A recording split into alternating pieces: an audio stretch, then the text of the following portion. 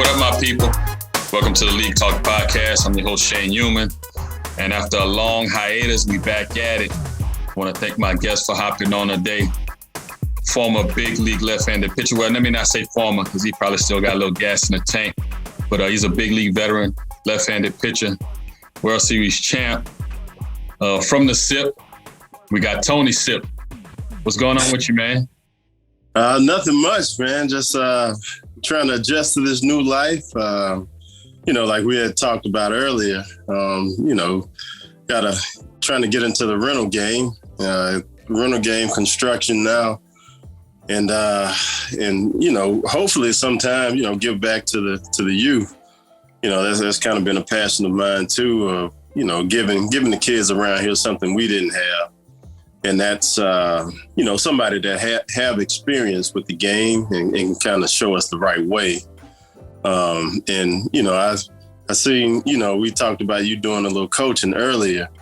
And, I salute you for that because, that's kind of where my heart is since, I'm out of the game now, but, my heart's still in it. And especially, trying to help those that probably couldn't afford to get the same type of experience that we could give them.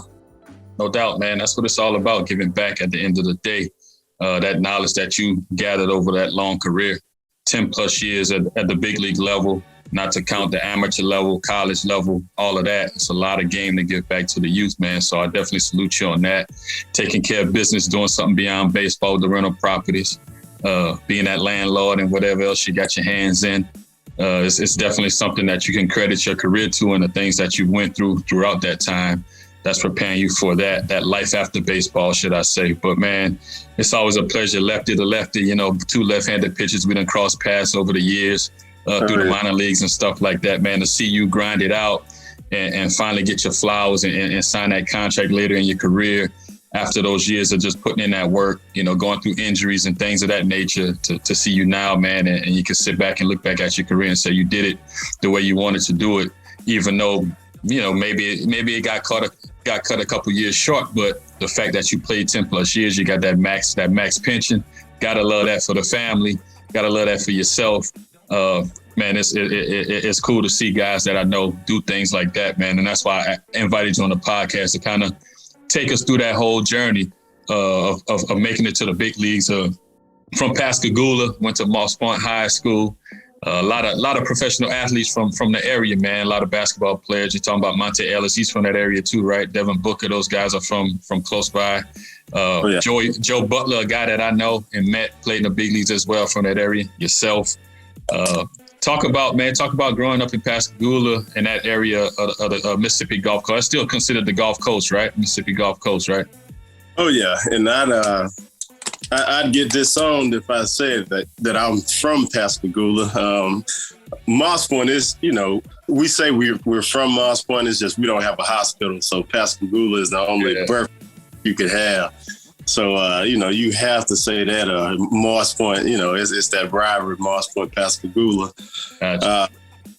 But, just coming up, it was a blessing just to even get an opportunity coming from that part of Mississippi because not a lot of scouts came through there.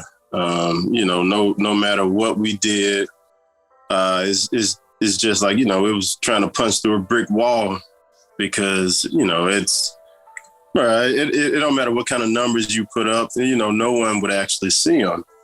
And in coming up, I really wasn't the best player on my baseball team. Like when most people say, everybody was the best player on that baseball team. Well, I wasn't. We had a huge prospect, Demarius Bilbo, that I remember that cat. Oh yeah, he's kind of hard to forget. He's still doing big things in the agency. You know, I think he linked up with what is it? The Clutch was LeBron James. Yeah, Clutch. Yeah, yeah. He actually linked up with them. But you know, that's another story. But you know, he was the one that kind of gave me my opportunity because scouts would come and see him. And, you know, sometimes we'd have a double hitter and that'd be the only time that I could be seen if I'm either following him up or going before him. And then, you know, kind of get some whispers about me just by scouts coming out there to see him, because I think at the time he was signed to go to Georgia Tech. And so, you know, that's kind of how I started getting, you know, my name. I'd see him in like little scoutings because I used to check all the time, never see it.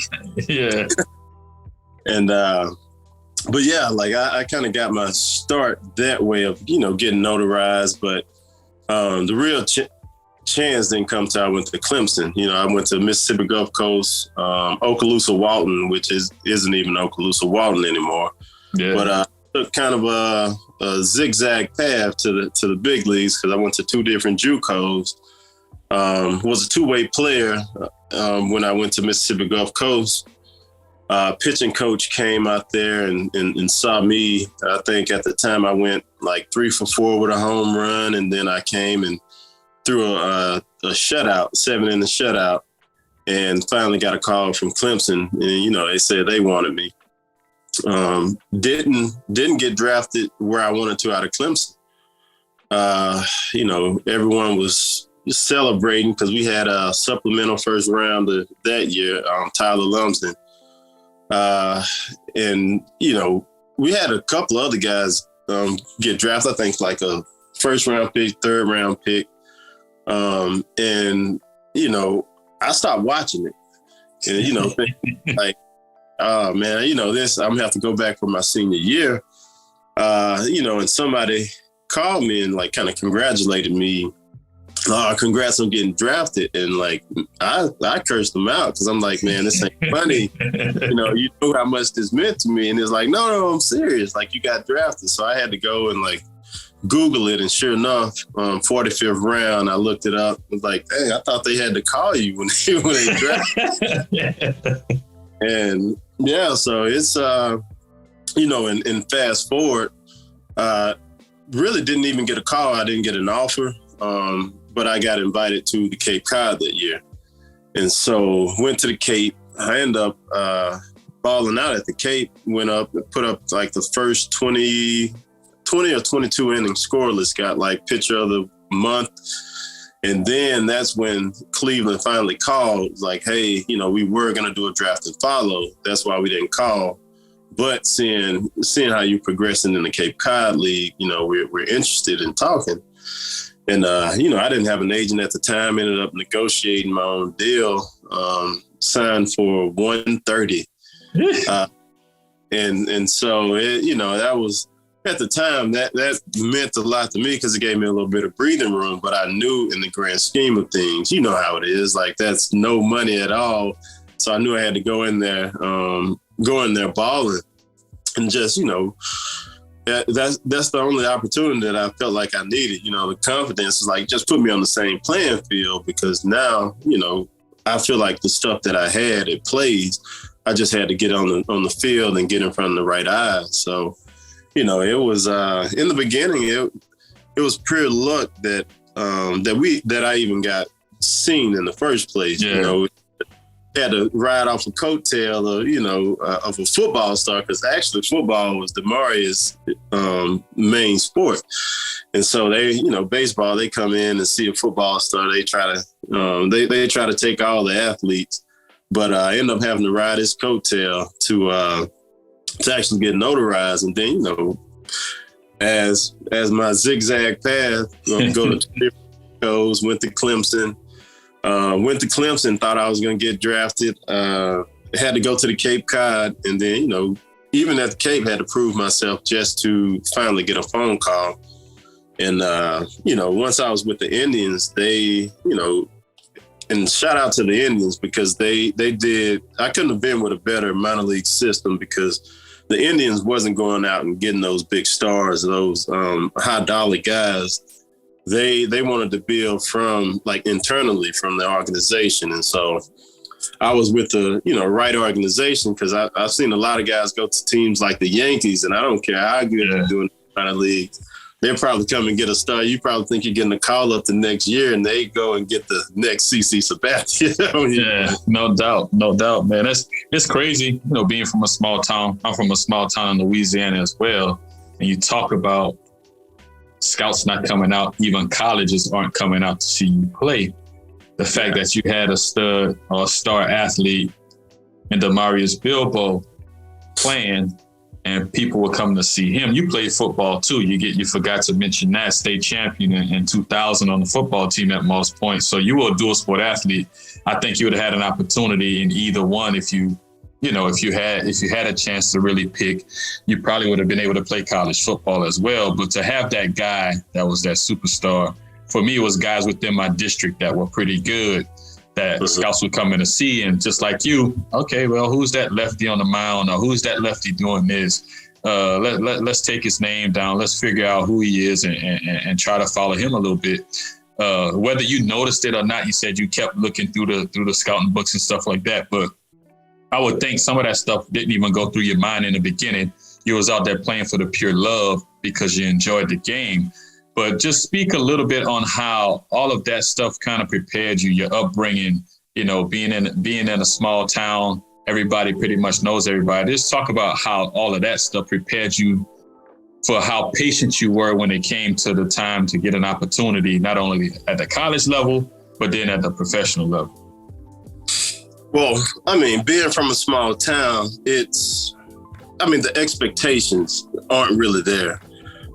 So I really didn't feel sorry for myself. And I knew whatever I got, I had to go and get it myself. And, never made any excuses when I was in there, like, oh, I'm not given an opportunity.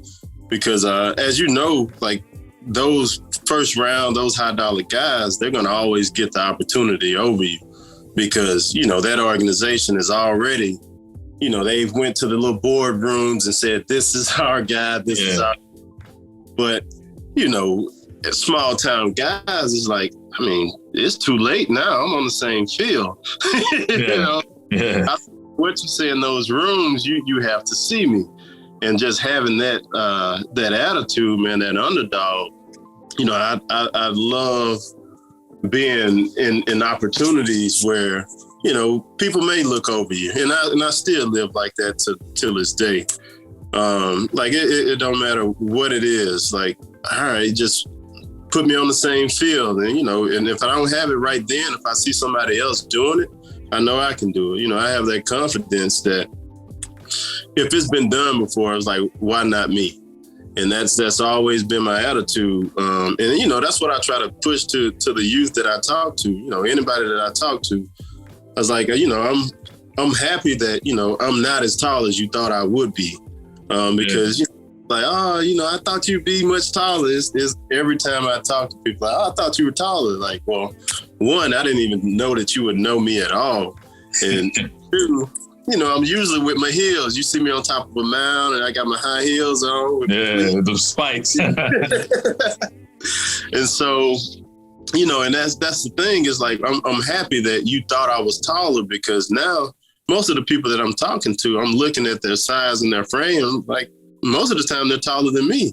And it's like, well, now you see that you don't have to be that prototype or that prototypical picture size or whatever, man. It's about your heart. And, and that's kind of what stuck with me from the very beginning, because being from like a small town, especially like Moss Point, you should have seen our football team. When we won state, man, we were the smallest team on the field, probably 80% of the time. Like we were just dogs. And, I took a lot of Moss Point football with me into a lot of life. If you talk to anybody that played on Moss Point football team, a lot of what they took from there carried over into the people that they are today. And, it's just, you just have that dog in you. And, and it's funny because I think Devin Booker had an article of how much Mars Point changed him, and just bringing that dog in him. I think his dad transferred him to Mars Point just to show him, like, hey, you need to come in and get this life experience. And then, obviously his story, I don't even have to tell you his background, but, the city of Mars Point, it does something to you, and it brings something out of you because there's not a whole lot of opportunity there. And, it's built around the people. There's nothing there but, the people of Mars Point. It's almost like that forgotten city. Like, okay, well, and the people that come out of there now, you see most of them, like, they're proud of where they came from because, like, God, I made it out. And, and you can't forget about it because once you leave, there's so many people that made the person that you are that, some of my best memories, I've been all over the world, but some of my best memories are probably up under a shade tree somewhere. But it's like, it is nothing there, but everything's there. That's what's up, man. That's what it's all about, bro. Shout out to the city of Mars Point, Mississippi for pushing out some great individuals, whether it's in sports or in life in general, man. But you that prepared you having that hometown feel and just that the stigma of the city and the attitude that it gave you when you talk about underdog and reaching out to the youth and speaking to them about how it doesn't matter. It's all about what's in your heart, what's on your mind. And if you have that pedigree to go out there and ball and earn whatever it is that you're wanting, the sky's the limit. You lose a lot of that now, especially with social media, with all of these, scouting bureaus and however you want to put them when you're talking about Perfect Game and PBR and all of this stuff to where everybody's looking to be ranked. It matters, but it doesn't matter. I'm talking to a guy right now that it really didn't matter to, even though it crossed his mind. He used it as motivation to work hard and push through. Now, you talked about getting through Moss Point, going to one JUCO and transferring to another JUCO and finally landing at Clemson, a Power 5 conference, a Power 5 school when it comes to sports, especially baseball at the time and then football as well. Basketball had some teams. Being from a small town, you went to Gulf Coast, you went to Okaloosa Walton, you stayed in small towns. Clemson, South Carolina is still kind of a small town, but it's a college town. Talk about once you stepped on that campus of about 30,000 plus students, man, was that like a culture shock to you or did you like fit right in? It was a little bit of both because I had known about Clemson. It's the white cleats that got me from the beginning. Yeah. So, just growing up, you've seen Clemson on TV a few times, and I had my expectations of it, but actually going there, it blew my mind because Clemson was probably one of the few schools where it was right up there with football because at the time, we didn't have a great football team. This was 03, 04. Yeah.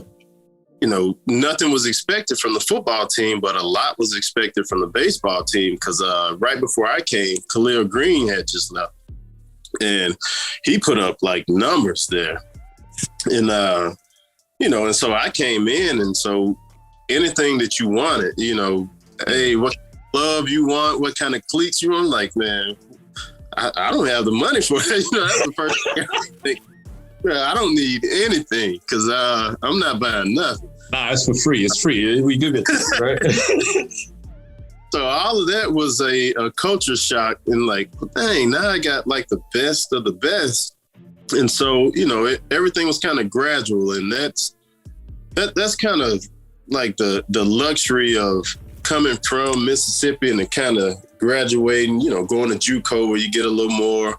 Went to another JUCO and, kind of the same thing, but then it got me ready for Clemson because I don't think if I would have came out of high school straight to Clemson, it probably would have been too much for me. And so gradually, God must have known what he was doing because he gave me baby steps. For sure. Now that, I made it to Clemson and, seeing that everyone kind of catered to you and like, now you have, I didn't have to do anything for college as far as like scheduling my classes. They had everything. They had somebody for you as soon as you step on campus, and just made it really.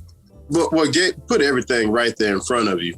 I stayed on campus, so I didn't have to worry about a place to stay. Everything, Clemson's small enough to where you didn't really need a car. And so, it just, everything kind of fell in place. Yeah. And so having everything right there to reach was a blessing for me, because I didn't know a whole lot. I was still that country bumpkin. And it was the same, and from Clemson going to the minor leagues, it's kind of, Clemson actually, I thought the minor leagues was going to be like a step up. Like Clemson. Hell no. Yeah, Clemson was it. And, I had to take a step back when we went to the minor leagues, because, man, we looking at these crazy places, these small cities you never heard of. And it's like, God, man, I thought, I was going to keep taking steps up and, and going from Clemson where everything was paid for. I had it's funny, my first day in the minor leagues, the only thing I had was white cleats. And, my coach, my manager at the time, Sarby, he's like, where's your real cleats? I'm like, what do you mean? What you mean? Yeah. So I made my first start with some white cleats, but he was like, this is the last start, you coming out here with those white cleats. But it's like, man, I'm not buying anything. He's like, and so they, we ended up working something out. They had some old cleats somewhere, but it was just like, everything was kind of a learning experience for me. And, just kind of taking everything slow. And I laugh at the road that I had to take, but all the mistakes and all the country bumpkin things that I didn't know at the time, it was a learning experience that, I definitely needed. And that's one thing that, it is stuck with me to this day, that I don't mind not knowing things now, because I've noticed how far I've came in the beginning. And now, I take that with everything that I do, even this rental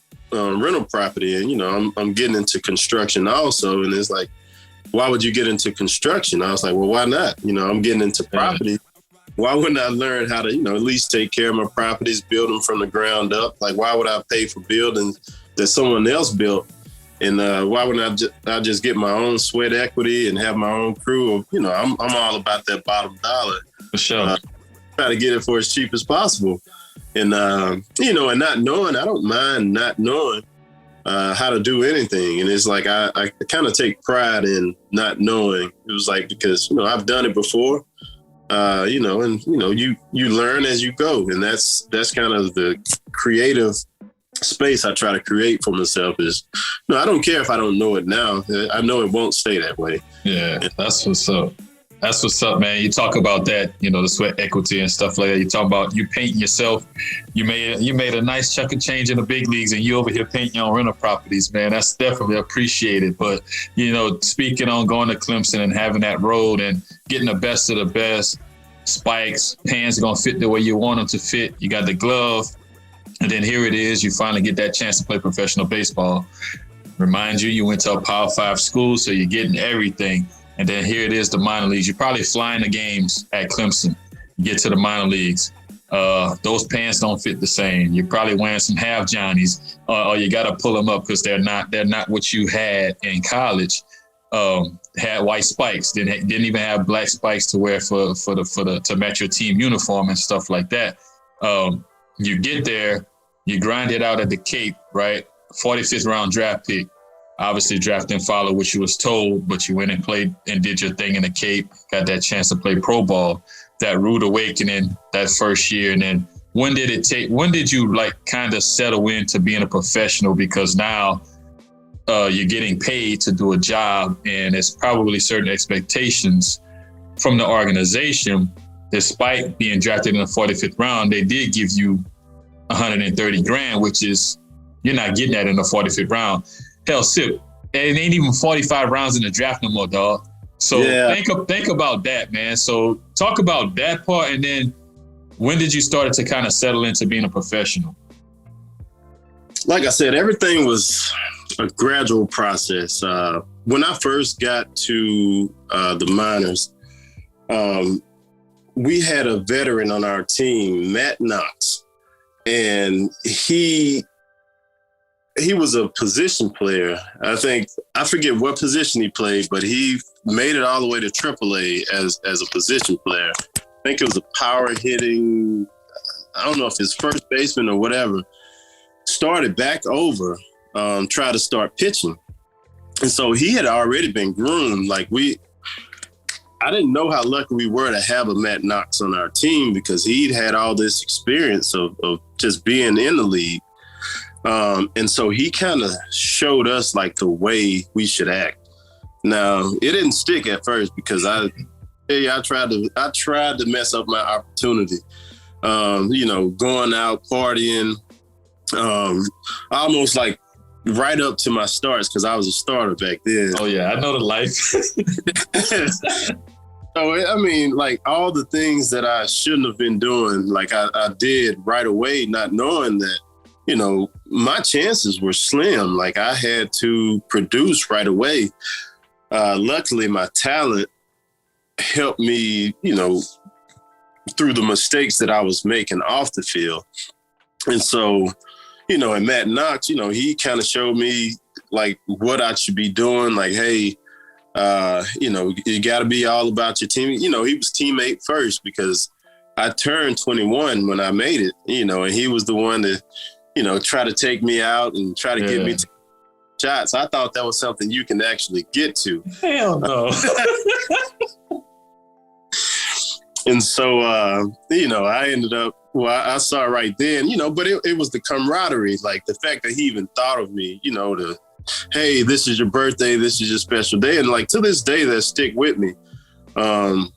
Anybody that I was around, like, hey, you're not paying for anything on your birthday. Hey, this is your day. And just having that camaraderie and, doing the right things because, everybody's there trying to get out of low A, high, whatever level that you are, trying to get to that next level. And if you're not doing your part, you know how it is. Like if you're a starting pitcher and this second baseman, almost get to this ball, but they got a late break on it, but they've been out the night before. That error doesn't show up in the box score, but like, hey, you probably could have got to that ball, and now I got to throw extra pitches, and it affects everybody.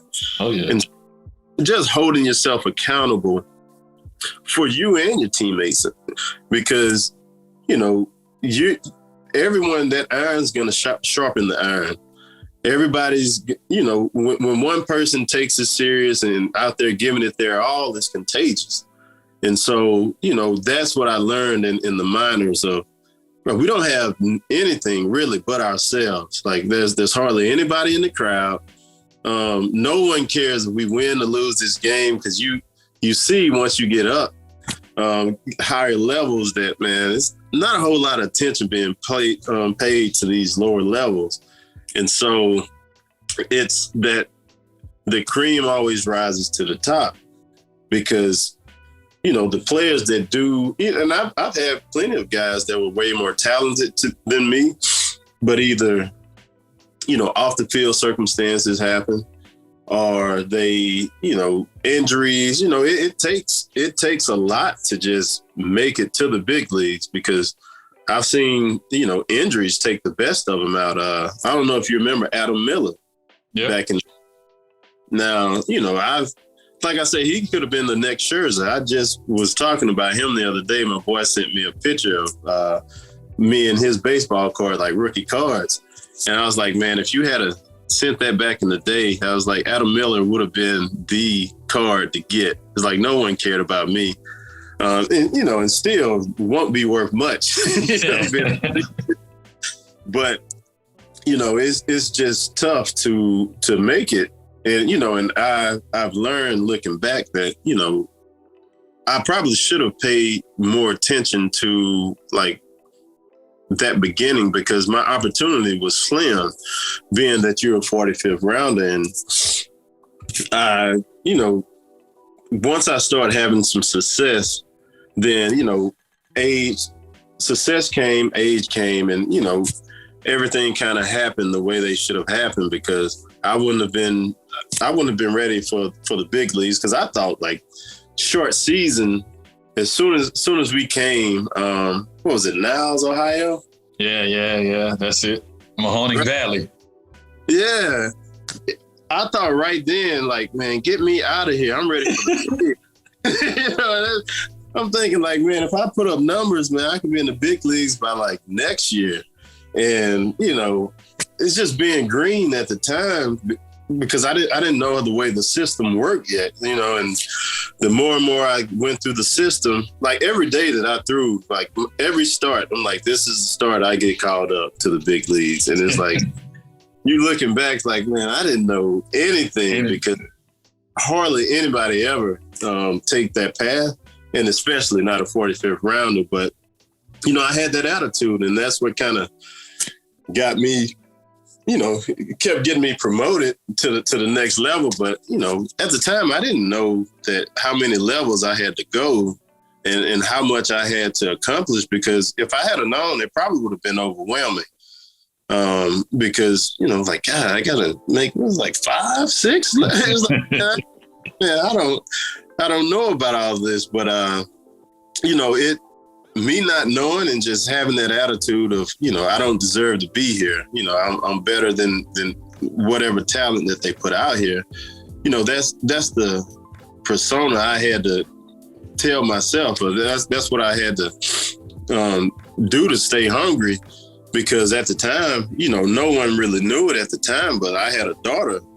My daughter came when I was 20 at Clemson. Yeah. And I had that attitude, like, everybody that I face, they could take food out of my daughter's mouth. And I was like, and it's not only about me anymore. Like, I have to make it for her. And, that's the attitude that I had the whole time.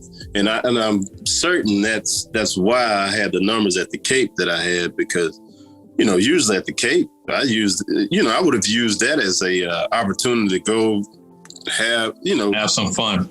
Yeah, have some fun, hang out with my teammates. But it was all business after that, because that off season from Clemson, my daughter was born in September of 2003, and it changed me, because now baseball, it didn't really become business, but it became more of life. It was going to be my way of life, my way out, my way to provide. And now, it turned into that barbaric sport when, I'm on my island and the hitter's on his island.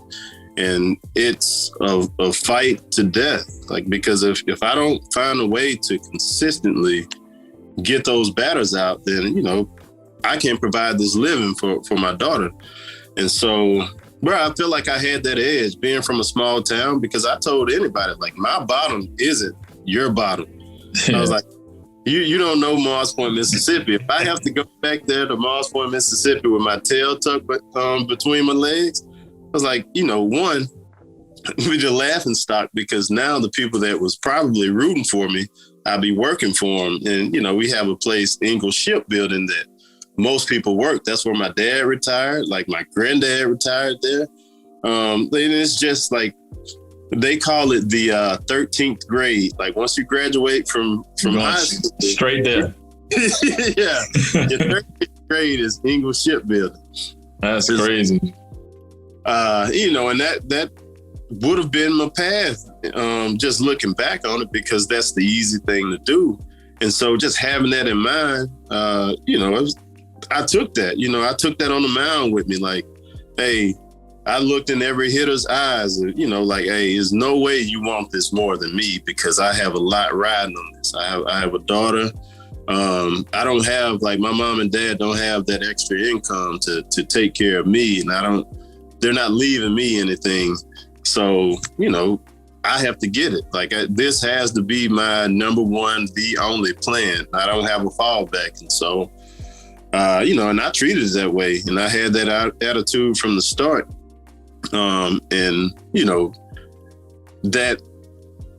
That hunger and that drive, it transferred onto that mound. Onto the field. Yeah, and so I had that dog coming up, and that's the same attitude I try to give to anybody. I was like, man, if you don't have that, lie to yourself. Yeah. I don't fake it till you make it. Fake it till you make it. I don't care how you have to get it, man. Lie to yourself if you have to, but you need that edge, because if you don't, people feed off of that, man. You know how it is. Yeah. Like, you don't have it. Man, it's like the hitters can't wait to get in the batter's box because they see you. They smell the weakness. It's like blood in the water. But yeah, and that long story, I try not to ramble too much, but it's all good. Yeah, but that's kind of like the attitude that I had all the way through the minors. And, and I let that 45th round, I kept that edge on me too, because most of the guys I was facing, most people went before me. And so it was like I had something to prove, and I wanted to show that I did belong, and like show everybody before me that they made a mistake, because it was a lot of people on that list that went before me. Yeah, definitely, man. I mean, you made some great points, and I don't mind you rambling. This your story, Sipp. So we try to dive in and kind of get the real on how you made it, or anybody that I have on this show made it to the highest level of their sport.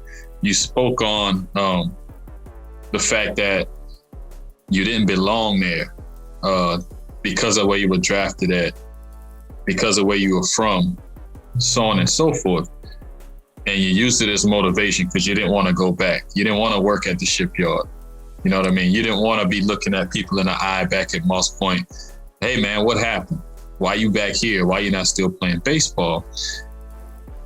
That motivation that you used, whatever that adversity that you had to go through, whatever that adversity you had to face, you used it and you turn it into something positive. Some people allow that to break them when we're talking about mental health and things of that nature. And you hear so many stories about guys or girls who were doing this and doing that, and they were on that track to being great, but ran into some adversity and mentally they weren't able to handle it. And it ultimately led to their demise or their fall. You talked about being disciplined, going out, learning from a veteran guy who came back as a pitcher after being a position player, and just kind of growing through that time. And you're talking about 2004 when you started, 2006, you're in Double-A. You go from short season, a year and a half later, basically, you're in Double-A. You're on a fast track, and you're with the Cleveland Indians, who are known to develop players, no matter if it's pitchers, no matter if it's hitters. I always hated facing the Indians, and we faced them throughout because I was with the Pirates, and you guys always had teams. So you was around a winning attitude as well. That also helped you. But talk about when you got to Double-A, man. What did that tell you? I think you became a reliever at that time when you got to Double-A. Talk about that experience in Double-A, and you like one phone call away from the big leagues. Did you get more anxious, or did you just stay on that path and continue to trend in the right direction? I mean, I did get anxious because, when I went to be a relief pitcher, I didn't want to be a relief pitcher, but the exact conversation was like, hey, do you want to be a starter? Because we don't have room for you up there as a starter. It's like, but if you become a relief pitcher, you can probably be up by next year. And that was the only reason I went to be a relief pitcher, because I didn't play my way into being a relief pitcher. The Indians they didn't have a whole lot of room and opportunity at the starting position. And they, I think at the time they had Rafael Perez. Yeah, really. Like he was the guy up there. And, Rafi Perez was, I think he was just a little bit older than me. And so, just hearing that, it's like, it's finally, it's being talked about that, I may get my opportunity. And so, it was a little pressure, but I knew I was like, all right, I'm going from being a starter, because my hardest thing was the pitch count. I had a lot of strikeouts when I was a starter, but I probably make it to the 5th, and my pitch count was up. I felt like I was still going strong or whatever, but they were the thing was, hey, you got to start getting some people to put it in play early. I was like, man, that's not my fault. That's not my fault, man. If they swinging and missing, So I'm having a lot of strikeouts, but they wanted me to either get them to put it in play between 3 pitches, or do something different. It's I guess strike people out on 3 pitches. I don't know. Yeah. I was throwing too many pitches, and they just said that we like what you're doing. You could do the same thing just in short spurts. If you can just come in face 2 or 3 batters, and that's all you would have to do. And I still go back and think man, should I have stayed a starter? Every relief pitcher that had success as a starter always, God, the money's in the starting position, starting pitching position. But I mean, I don't regret anything that I've done, but AA definitely, made me a little more anxious, because now you're 45 minutes from the big league. You're 45 minutes from the big league. And that does something to you, because, everybody, it's close enough to where people have that Indian fever down there. And, at the time we had a big trade, and Michael Brantley and Matt Laporta came. And so those were the big prospects. And, and it was okay, well, maybe I'll just ride their coattail to the bigs, because, man, they were both studs. And at the time, Matt Laporta was the pick that everybody wanted. And Michael Brantley was just kind of, I'm not going to say the throw in, but he wasn't Matt Laporta. And, and fast forward, everyone knows that, Laporta didn't have quite the career that, he didn't have the career that Brantley had, but coming up, all you heard about was Matt Laporta. And I was excited. Matt Laporta, he's the one that gave me an ERA down there at the Cape, because I was smelling myself with those scoreless, and Matt Laporta didn't care anything about that. He sent me to you. But that was actually the same game that was my last game. The scout came and signed me that game. I thought I ruined my opportunity, because I knew the scouts were in the stand. And, you get taken deep. You're like, oh, that's it. That's it. I'm not signing. But, fast forward to what you're saying, AA does give you that major league feel. It's that first step to where hitters start to finally have an approach. And you can definitely see the biggest step. I think that's the biggest step in the minor leagues, from that high A to AA, because AA is where, the young prospects are. People start to kind of finally get a feel for their talent and what they're good at. And, it's filled with talent. And a lot of times that's where a lot of guys, either make or break their careers. And it's a true stepping stone of okay, do I belong here? And, playing there. And it was a fun time too. You had to watch yourself. Yeah. So glad that I, kind of got my head on straight now, because literally right outside of our ballpark was the club. Believe me, I know, right around the corner from the stadium. You couldn't get to your car without seeing in the window how packed the club was. What was that, Senor Frogs or something? What was that? I forget what it was, but man, they loved us. It was you could go in the back door, straight out of the ballpark, and be in the best environment you want to be in.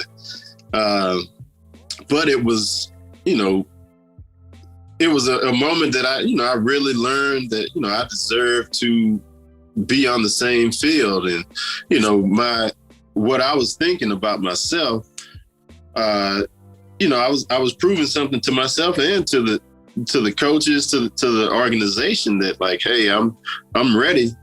And as much as I thought I was ready, life had something different planned for me, because that next year, they told me, I got my first major league spring training invite. And, I thought, they told me right away, which I'm thankful that they did. It was like, there's no way you ain't making a team. Yeah, there's no way you're making this team. But come here, get a great experience. Just sit back. Don't talk much and just kind of see the way guys handle their business. It's like, because one day you're gonna be ready, and we're gonna call you up. And right, it changed me, because like sitting up. And shout out to CC Sabathia, but like he'd always take the younger guys under his wings, and and he didn't have to, because he was the man. Like the organization kind of built around him at the time, and we were just sitting. We just sit in spring training. He was like, "Hey man, you like basketball?" I'm like, yeah, yeah. Everyone, he's like, "You want to go to this Final Four game?" Because I'm thinking about getting tickets. I think they had a Final Four game going in Tampa. I was like, yeah. I was like, man, I'll do anything. He's like, I'm thinking to myself, like, I'm going wherever you want me to go. For sure. Yeah, I didn't care where it was. And and like that day, like he didn't have tickets, but just like that, he's in box suites, and red carpet rolled out, and you just seeing like, God, man, like this is attainable. Like this is what's at stake if I make it. And so that motivated me. It's like certain things that you go through in your career that change you, and seeing that at the blink of an eye, he just thought about it right there while we were stretching. Like, yeah. Oh man, he had just found out that the Final Four was there, and he was like, "Oh," he was like, "Dang." Well, he was like, "Sipp, you want to go?" Like, well, yeah. Yeah, and easy. He's just going around gathering up his little group that he wanted to, the people that he like really messed with. And I don't know how I ended up in that group, but right, it was like one of the life-changing experiences that I had, because, most of them were major league guys that, already solidified. They didn't have to hit a ball that spring training or get one strikeout. They was on the team. And, sure. And here I am, can't even make the team. Just sitting back, trying to set up and just really see how they were. And just like great dudes. And just seeing, just getting the environment, getting the experience, just like they told me, just to sit back and just watch. Yeah. Certain things, it just changed me, because I saw that, I would love to be able to do that for somebody else. But, one, you got to get there. And it gave me something to work for.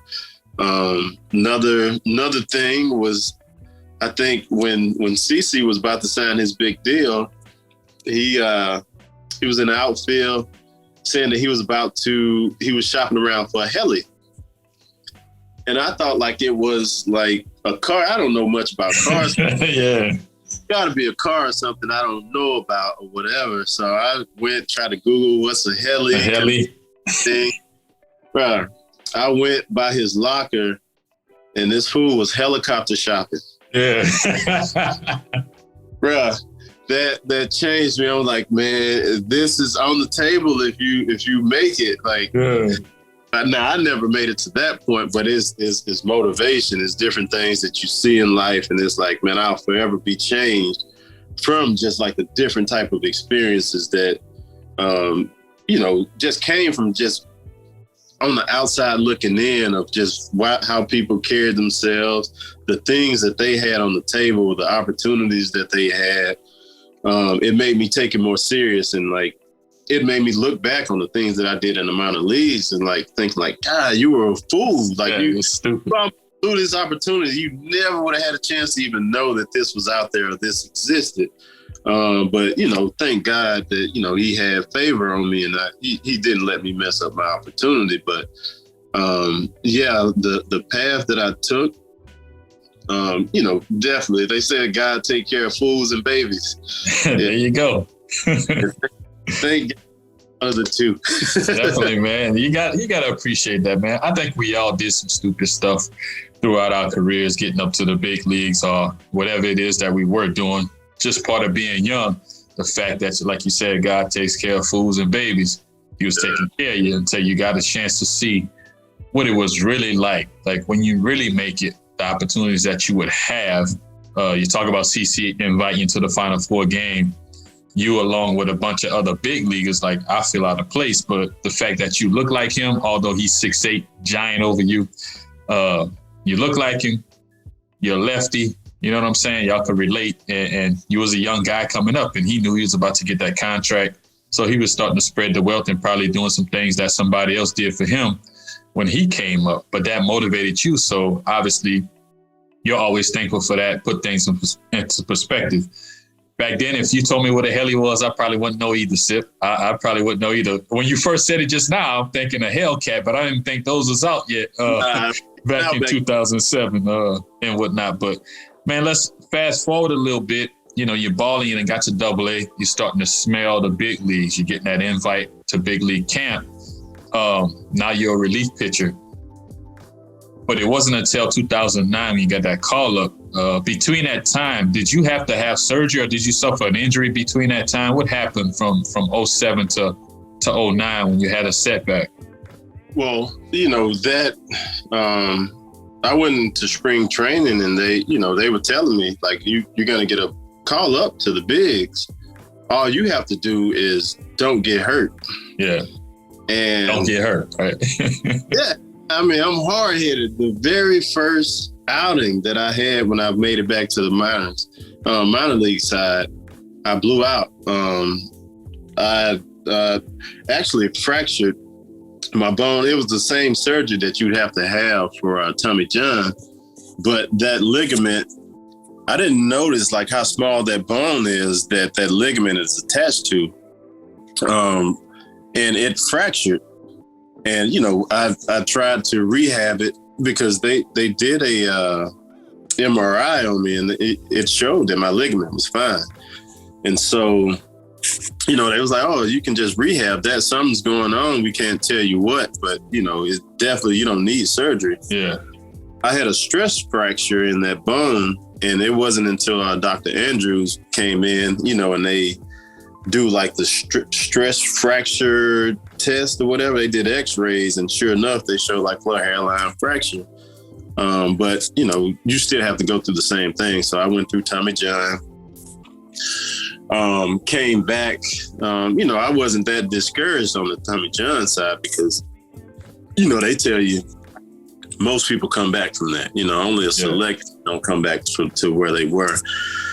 So I came up and, came back just fine, just like they said. And as I'm rehabbing, that's when my shoulder blew out. And I didn't know about that one. Yeah, they kind of kept that one quiet. But that was the real deal. Like, it was my labrum. And it actually was... I tried not to talk too much about it, but it was like one of our young players, doing some things he shouldn't have been doing in the club. I'm trying to break him up from a fight. Yeah. And I go to push the one guy back, and then I felt it right then, like it went out on me. And, and I was pissed at the time because me and the guy, we had the same agent. My agent, Dustin Bledsoe, he told me, kind of look out for the guys, and so I did, try to look out for the guys or whatever. But like I told that same guy that, hey, this guy, it was a guy that was just drunk in the club. And I told him, like, hey, do not fight this guy, whatever he's looking for a fight. It was like, if somebody else would get him, like, just let him go on about his business. I look up, and sure enough, he's in this guy's face. I just told him, because I was like the older guy down there rehabbing. Yeah. And, telling him like, hey, don't, certain things you just learn, man. Small town, like, hey, this guy's looking for a fight. Watch out for him. Like, beware. And me trying to break up the fight, I blew my labrum out. And like, I was pissed at him for a long time because it's like, bruh, like, I really think you just ruined my opportunity to make it. Yeah. Because no matter how much I tried to rehab that year, I actually told my mom, I was like, Ma, I think I'm just going to try to save up all the money that I have because, my mom, she was kind of struggling at the time. Her and my stepdad had just divorced. And we, I think she owed $60,000 on the house. And by then, like I had been in the big league. I had been in the minors like going on 4 years now. And that $130,000, after taxes, it wasn't $130,000 anyway. And so by then, like it was down to the dumps where I think I had $30,000 left. And, and I told her, luckily that year it was my, I just got put on the 40-man. Section, yeah. And I think at the time I was going to make $30,000 a year. So I was like, listen, I'm not going to go out. I'm not going to do anything. Everything that I have, I'm just going to try to save. I'm going to put whatever I have as like a down payment and come back to the shipyard that I was telling you about and, just come back and work it. And she was like, well, baby, you sure that, it's not getting any better? I was like, Ma, I'm not going to tell them right now. I was like, I'm going to go in and rehab. I still have hope. And I was like, but I know it's not getting better. I was like, every day that I'm there, I'm doing everything. And it's like, I'm not seeing any progress. And so I honestly, I was there faking the funk during rehab and just knowing that, I better put this experience up because, I'm on my way out, and I talked to my brother about it. Like, hey, you think they're going to laugh at me when I get back? I was like, cause and that's, I appreciate him. He was like, he keeps it real. Like he'll keep it real with you. He's like, well, yeah, they're going to laugh at you. He was like, but his word was like, effing. He was like, but you know what you've done and why you were there. And he was like, just take care of your mom. It's my half brother. We have different.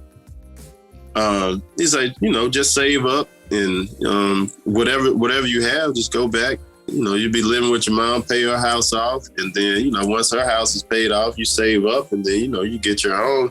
We came up with a game plan for life after baseball right then and there. And, it was only then when I finally,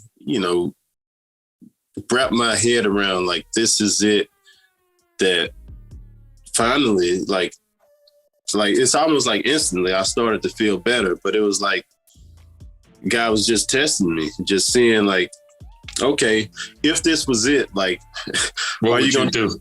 Yeah, what are you going to do? And I had to actually come to the acceptance of like, this is it.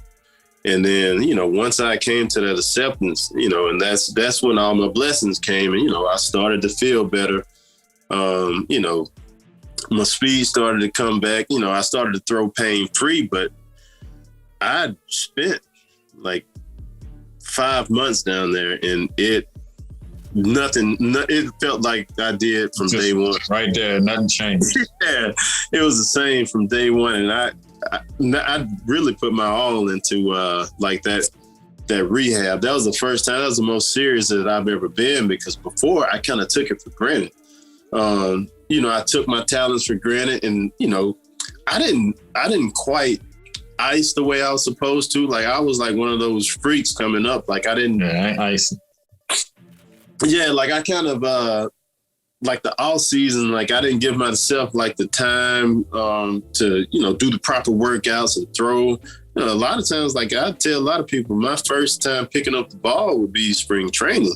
And how you do that?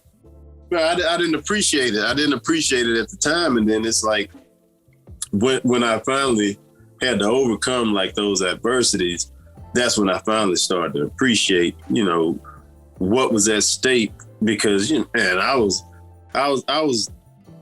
overly confident in my abilities at the time, and I had to get some humbling, and that humbled me in Goodyear, Arizona. Just that rehab of just every single day, not being able, doing everything that I could possibly do, and not seeing the results that I thought I would see, because you hear labrum, and they wanted to do the surgery, and I still don't know what happened, because I still remember we had a Dr. Shigadens with Cleveland, and he was a straight shooter. And, he popped my shoulder in and out. He was like, "You feel that?" I was like, "Well, yeah, I feel it. You popped my shoulder in and out of the socket." He was like, "It's not supposed to do that." I was like, "Come on, man, tell me something that I don't know." And he was like, "Well, I'm going to tell you this." He was like, "One of these days, you're going to need surgery." He was like, "I don't know when." He was like, "You can try and rehab it." And it was like, it may give you 1 year, may give you 2, 3. It's like, I don't know how many years it's going to give you, even if you do everything right. He was like, but it's going to blow one of these years. And, and right then I just saw my career like, all right, this is probably it. And so he was like, "Do you want to go ahead and have the surgery, or do you want to try to rehab?" And so, obviously I chose the rehab just because I had time on my hand then. I think I was 24. So I was like, I got time. Let's at least try to rehab it first. And then after that, if I need surgery, we can go that route. But, like anybody else knows, labrum surgery is your death certificate in baseball. And, not many people come back the same. And so I went and like rehab, and, I knew right then, I was like, man, it's not getting better. I called my mom. My mom tell this conversation all the time between us, because that was like one of my most humbling moments. I went and almost crying to my mom, like, man, this is it. But, I'm going to still take care of you. Because she couldn't afford the house she was in. Yeah. And it was like her and my stepdad, they no divorces are ever civil. And he, great guy, but, emotions was running high. Of course. He told her that, because he didn't want her to have the house. He was like, "I'll leave you the house." He was like, "But I know you can't afford it." So at least this is what she's telling me. For sure. "I'll leave you the house, but I know you can't afford it. And then I'll just buy it back when you lose it." And so it's like, God. And then I thought, I'm the one that's supposed to be the man of the house once he stepped out. And so it was like, all right, well, I have to at least make some sacrifices. And I was like, well, I won't do anything but save. I'll try to eat McDonald's or whatever, to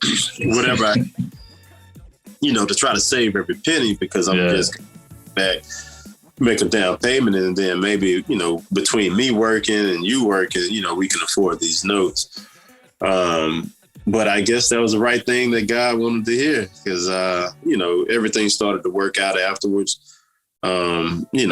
Started to get back to where I was as far as like talent wise. Yeah. And, I finally got my opportunity. I ended up getting called up not too long afterwards. Went a little brief stint in AAA, and then, finally got my call up. But like that was that stepping stone. That's crazy. I mean, everybody has that story or that way of, my back's against the wall. What am I going to do? You kind of talking about how you took your talent for granted. You took your opportunity for granted, because I don't hear that much, man. I didn't pick up a baseball until spring training. I didn't lift. I didn't do certain things that I probably need to do in the off season. But when it was time to go, it was time to go. It finally started to catch up with you a little bit, because health started to play a part in keeping you out of being in the big leagues, and noticing that, and like seeing the big picture of, man, mom's going through some adversity. I'm going through some adversity. I got to step up and do what I got to do. I'm gonna give this up and I'm gonna go ahead and take care of my mom and do whatever she need me to do. And then, like you said, you start to feel better, right? You start to feel better. Things started to look up from having this labrum injury, from having a stress fracture in the elbow. And then in 2009, you said you had a short stint in AAA. Boom. What was that call? When did you get that call? Where were you?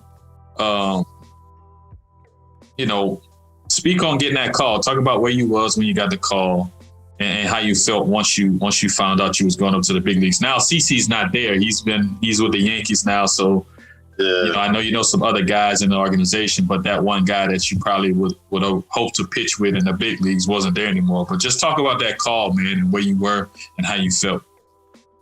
Actually, I didn't get the call. My manager at the time brought me in his office, and I don't know why he wanted to play this game with me, but he was saying that, like, Sipp, I'm sorry to tell you, but, we have to let you go. And, I was like, man, dang, like. After all this work, after I did all of this work. Yeah, I was like, oh, my mom again, like, all right, back to the shipyard. And he was like, well, I got good news for you too, though. I was like, well, what? He was like, I got to let you go because they need you up top at the big league level. And so, like, that just emotional roller coaster, because I was way down deep in. That emotions, it was, it was definitely worth it because, I was like, man, I took it serious this time. I was, what I'm saying? It's like, oh, if I finally take it serious, I'm about to get cut. I was like, I really didn't understand because I thought I was doing okay. Yeah. But yeah, and that's kind of like my big league story.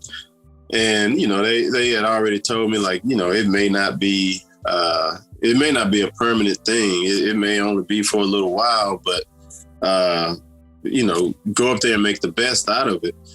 And at the time, I needed that money so bad because, that 30,000 now, that Christmas, I had took a loan out, just to try to make Christmas happen. Yeah. I was thinking to myself, like, this is the last good Christmas for anybody that I know because, like, I'm out of money. Yeah. And it's like, man, just almost like you have to stop worrying about things. And, and that's when I realized that God had me because, even taking that loan out, it's like, man, there's no way I'm paying this back. Like, there's no way I'm paying this back. And so, like, I actually got called up in the negative. Like, I didn't even have $0. Like, I was in the hole. And so, and one thing that whole process of the minor leagues did for me, and it made me appreciate money, because if you talk to people that know me, I don't care a whole lot about material things, and it's not like I was going out buying these crazy cars or extravagant, name brand clothes or any of that. Money it just had a slow leak. Yeah. And, over the course of 5 years in the minors, whatever it was after taxes, that $130,000 after taxes just slowly just withered away. And it made me appreciate every dollar that I got once I went to the big. And, just finally, I think at the time it was like you make $1,000 a day or something. Like something crazy. Yeah, like since then, the minimum has been raised a little bit since then. But like I was appreciative for every single day that I spent in the bigs, and and to get to experience it with the people that I love, because my dad flew up. That was his first flight in life. Oh wow. Yeah, and it was like, you can't get him on a plane, but, that was one opportunity that he said he wasn't going to miss. My mom came up and just to see, all the people that come together for you for your opportunity, and just to know that, you know, this is just the start. And, you know, it was just a blessing, to say the least. You know, that path, and it seemed like those 5 years took forever, but once you get that call up, it seems so short, man. Almost like anything in life, man. Once you get to where you're going, that path that it took seems like it wasn't that long, but while you're going through it, it seems like it takes forever. And, but yeah, just looking back on it, man, just having that relief of like, man, you know, it was all worth it. And then it just brought everything around full circle of, man, God, you know, like everything that I went through brought me to here. And, you know, and this is just the beginning if I do the right things, because, you know, I've seen the wrong things to do because I've done it. But, you know, having favor, you know, now I get to this, you know, and to being on the baseball field and seeing what actual real baseball feels like, you know, it's like, it was worth it, you know, traveling to all the no-name cities, riding those buses, sleeping on the floor of the buses, and, you know, all the things that makes you appreciative of this sport. You know, it makes it worth it once you get up there to the big league level, and, you know, seeing my mom in the stands, seeing my dad in the stands, and man, it definitely, you know, that day is definitely one that sticks out. Oh, definitely. It's life changing, man. You talk about the grind of it all. You know, you started on the grind in Moss Point, you know, through Mississippi Gulf Coast, Okaloosa Walton. Then you get some shine and some opportunity to live a good life at Clemson. Then it's back to the grind in the minor leagues. You know, you suffer those injuries, that adversity, and now it's back to getting some of that good life in the big leagues. And you took full advantage of that, obviously. Able to pay mom's house off, or even buy mom's a couple of houses for all the work you put in over those 10 plus years. I trade 5 in the minors for 10 plus in the big leagues any day. I'm sure anybody would. So salute to you on that, man, overcoming all of that stuff and really believing in yourself and using each experience as a stepping stone to be a better person, be a better baseball player. You know, I know you're a busy man. I ain't gonna keep you too much longer, but you get that call up, you get to the big leagues in Cleveland, 2009. You spend, 4 years, 3-4 seasons with Cleveland in the big leagues, right? Mm-hmm. Great experience, I'm sure, pitching in Cleveland, doing your thing, one of those go-to guys out of the bullpen, because of your aggressive and that dog mentality that you had taken from Moss Point. Speak about that experience in Cleveland. How much fun did you have? How much appreciation did you have for that grind now that you're getting the best of the best? The red carpet is rolled out. Every hotel you go to, every city that you play in. Was that another eye-opening experience for you, or were you like fully prepared for it from top to bottom? No, there's no way to be fully prepared for that big league experience, because there's not a AAA team that can even come close to the worst team in the big leagues. But, you know, being from that small town is, you know, you don't have expectations for anything. And so I take that with everything that I do in life now. And so it's like, I wasn't going to try to figure out what it would be like, you know, and I've never been to like a major league stadium. My first major league stadium, you know, a lot of guys like, oh, my dad took me to a major league stadium. You know, I grew up liking whatever, the Braves. Mississippi doesn't have a major league team. Of course not. And we weren't traveling much, and definitely not going to a baseball game. So my first major league stadium ever setting foot in, you know, I was playing in it. And so, you know, I started everything with a blank sheet of paper of, you know, I don't know anything about it. I'm not going to pretend that like I do. Whatever it is, I'll see it when I get there. And, you know, that eye-opening experience, you know, stepping on that field for the first time, you know, they threw me right in the fire. And that's one of the good things about being with a team like Cleveland.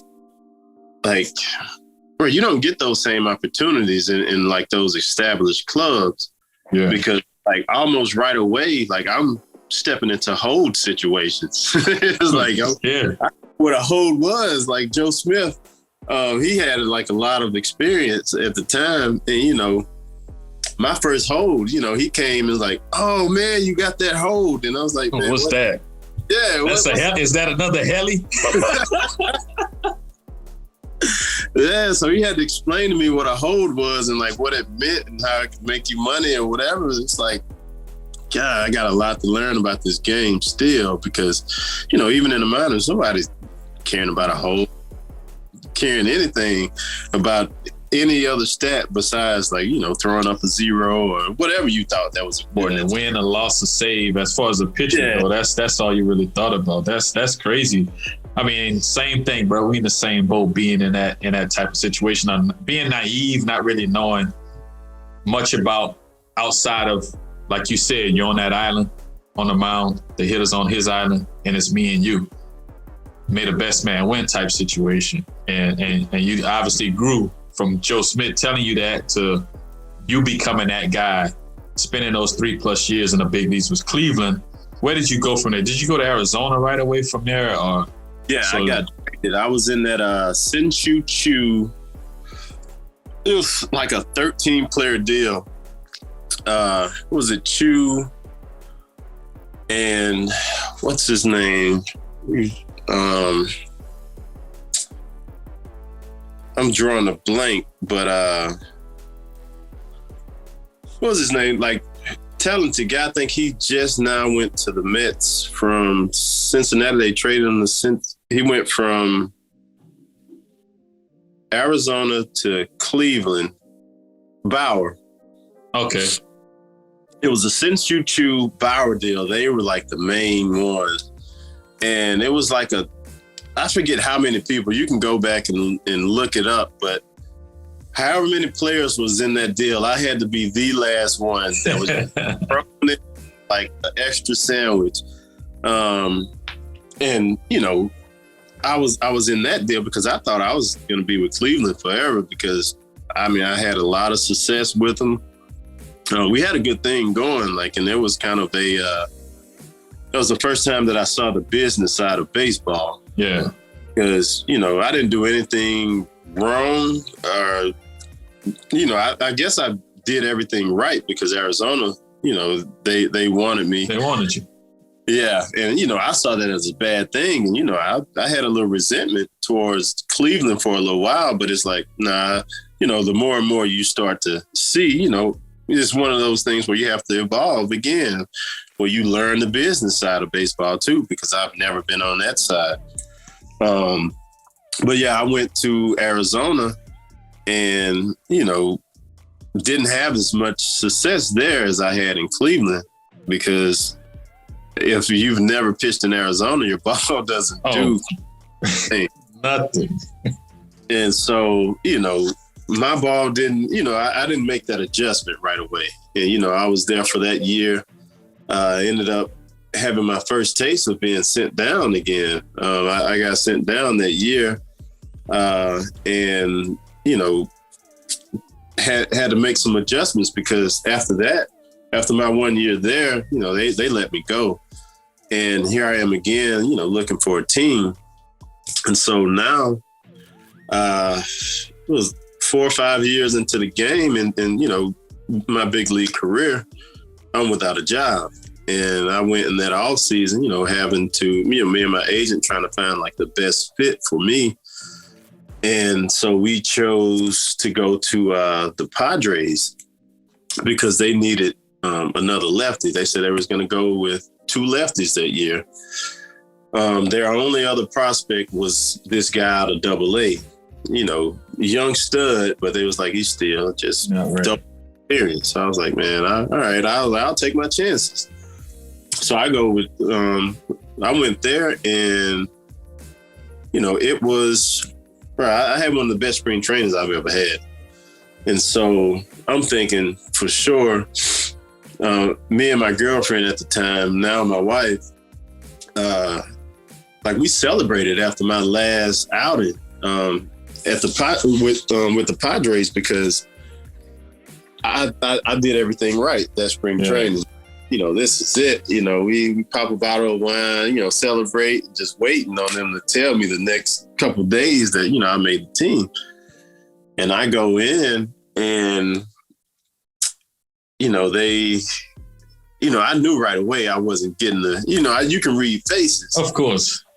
You know, and I was excited too, because like they had just got me, I was out there running poles at the time. So it was like, man, they caught me working. And, you know, I was like, even when they got me, I'm out there working, doing my grind. So I'm in there like, I'm walking in there with a little smile, just like knowing what they're about to tell me. But that spring training, I think it was Josh Johnson, if I'm not mistaken, one of their starters, they had an unexpected injury in one of the starters, which, like, that's the starter. Like, that has nothing to do with you. Yeah, like, they have to worry about that. I was like, but me, I'm out here grinding, putting up the numbers I should have put up. And I noticed, like, me and the little lefty at the time, you know, I didn't have any beef, but he could start to sense, like, the pressure because he knew he had to beat me out. I knew I had to beat him out. Yeah. And he kind of gave me like the go ahead, like, hey, you know, you did your thing and it's probably more likely going to be you. And, you know, and I'm trying to be humble, like, well, you never know. Thinking like, you're right. I know you're right. It is going to be me or whatever, but it ended up not being either one of us.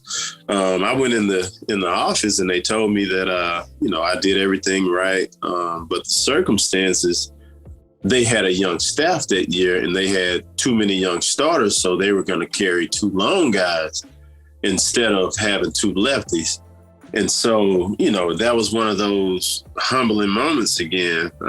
You know, just kind of, it was a setback, but it was one of those things where I had to learn to, like, no matter how well you do sometimes, you know, circumstances and just the business side of baseball again, where they had to protect themselves of, you know, if you need 2 long guys, you need 2 long guys. But me and my mind, I'm like,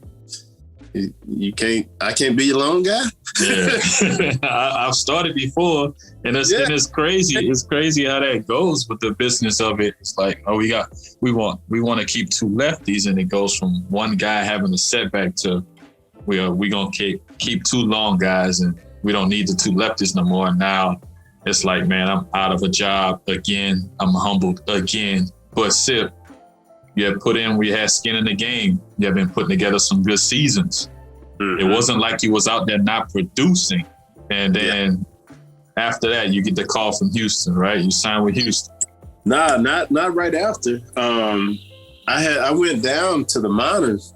Oh. You know, I went down in the minors with San Diego. And that was the year in El Paso, the Chihuahuas. Our stadium wasn't ready that year. It was like the very first year. And so we started out on the road. Like we hit 30 games on the road. And so, man, we was like straight out of a backpack and suitcase for 30 games. And I mean, I was balling then because I had just started throwing my split. Actually, what kind of changed my career, you know, I just figured I needed something else. And I threw a split in Clemson. And I talked to Cameron Maben. You know, I faced him a few times in spring training. And he was like, dog, he was like, that split? He was like, bro, you got to throw that all the time. And I was thinking that it was decent. Yeah. But like, it wasn't your slider. It wasn't the slider that you do. Nah, and hearing it from a veteran like Cam, man, like it meant a lot. It's like, dog, you got to throw that split. And, you know, and it just resonated. And I went to the minors and I was like, well, let me try to fine tune it. And even my mistakes down there in the minors, you know, on the road, right, it couldn't be hit. And, you know, and I knew I had something with my split finger. Didn't know what it was, but I had a lot of success down there in the minors on the road. And I think like within that month, we finally, like our field was ready. And, you know, we played a series at home in El Paso. And well, our coach at the time, like he would use me all the time. And like I was his easy button. Like if any kind of situation come up, like I'm in there. And, you know, and I was making it happen. But I remember a lefty had got called up while we were on the road. And, you know, and I knew the situation, because if the situation was, if I had gotten called up with my experience, I couldn't be sent back down. Yeah, that 5-year deal, that veteran situation. Yeah, it's a good and a bad thing. Yeah. And so that got me, that ended up getting me passed over as far as like the opportunity. And they explained it to me, but explaining it or not, when someone get called up, even if it's for 2 or 3 days, like I had the better numbers, whatever, like I got salty and I got in my feelings. And I remember taking my emotions to that next game. And I'd be lying to you, like I gave up 4 runs.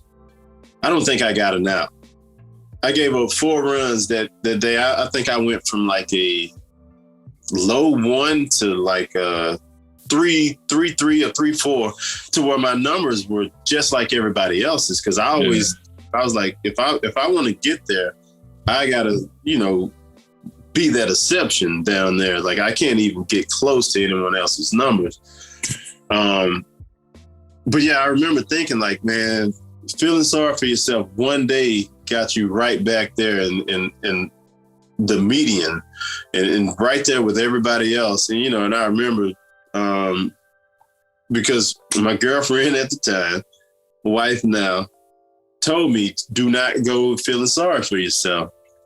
And, you know, like I always do with her, you don't know what you're talking about. You don't know, like, you know, and like it's different. It's like somebody just got called up over me, and like I'm down here getting, like life is like coming at me fast, and like it used to be, everything used to be so sweet. Now I'm in the minor league, getting passed over, whatever. Then I give up these runs, and now my stats are looking like everybody else's. And then, you know, I started feeling sorry for myself, and, you know, the straw that broke the camel's back was I had pitched the day before, got out of an outing. They knew I couldn't pitch that day. And so he asked me, could I hit? And I was like, man, I used to hit. So yeah, you know, yeah, I can hit. And so we ran out of batters. And so here I am up there hitting in the minor leagues. And I squeeze a ball, like I put solid contact on it. I squeeze a ball through the middle of the infield. And it give us a chance to tie the game up. And I remember when I made it to first base, you know, getting my lead, and I was happy, but then it hit me like, what are you doing? Like down here in the minor leagues, happy because I got a hit. Yeah. I was like, it's time to go. It's time to move on, man. And it's, you know, and like right then and there, after the game, that was my last game with the Padres.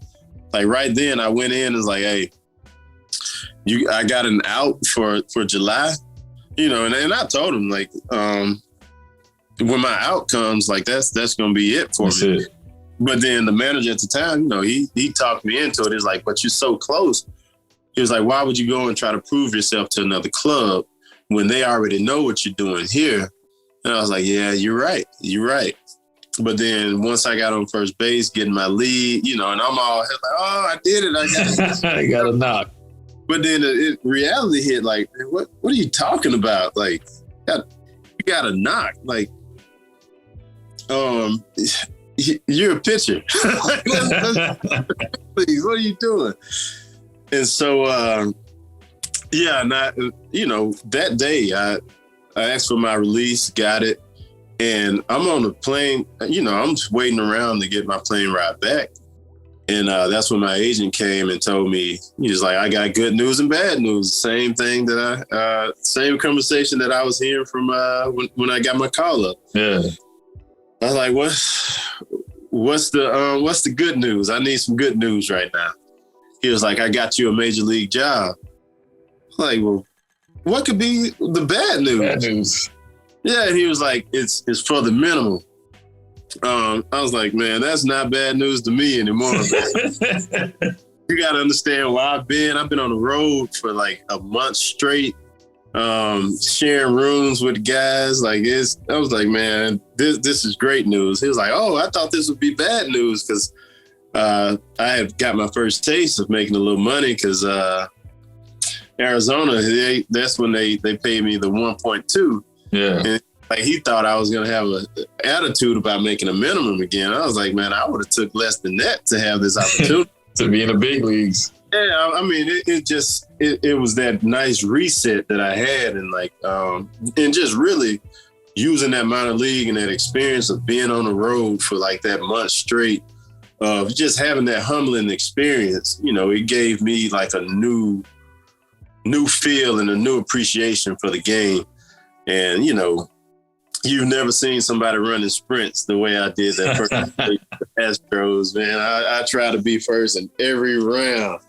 And then, you know, and it's just, that was that reset that I needed to, you know, to even have this career that I had, because, you know, if I wouldn't have had like that setback in the minor leagues and, you know, getting looked over and everything, it's like everything that happened for a reason.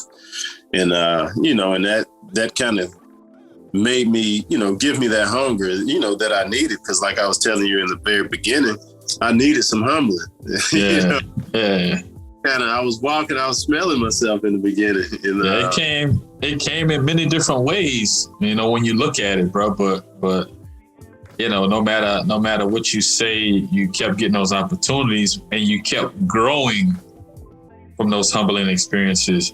Although it might have taken you down, you had moms at the time to motivate you or give you that different perspective to ask if you were sure, is this what you want to do?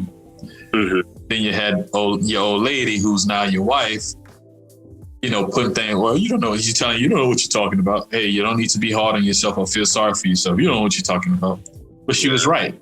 She was right. The ladies in your life, man, have helped you in a major way, and we got to salute them because you get that chance in Houston for the minimum, but in less than about 2 years or 2 years from that point, you finally get your just due, Sipp, and you sign a multi-year deal. You guaranteed now, no matter if you're in the minor leagues or the big leagues, you guaranteed with that 3-year deal. Mm-hmm. Talk about, and then you just didn't get it. You earned it because you went there and you put up numbers in Houston. Mm-hmm. Talk about that feeling, man, when it's like, okay, the agent calling you again. I got good news, and I got good news. I got great news. Houston want to offer you a 3-year deal. Works. We're not even going to throw numbers out there, but I know what it was. Mm-hmm. Talk about that day, man, when you got that 3-year contract where you knew you was guaranteed to make some money and change your life and to change your family's life for real.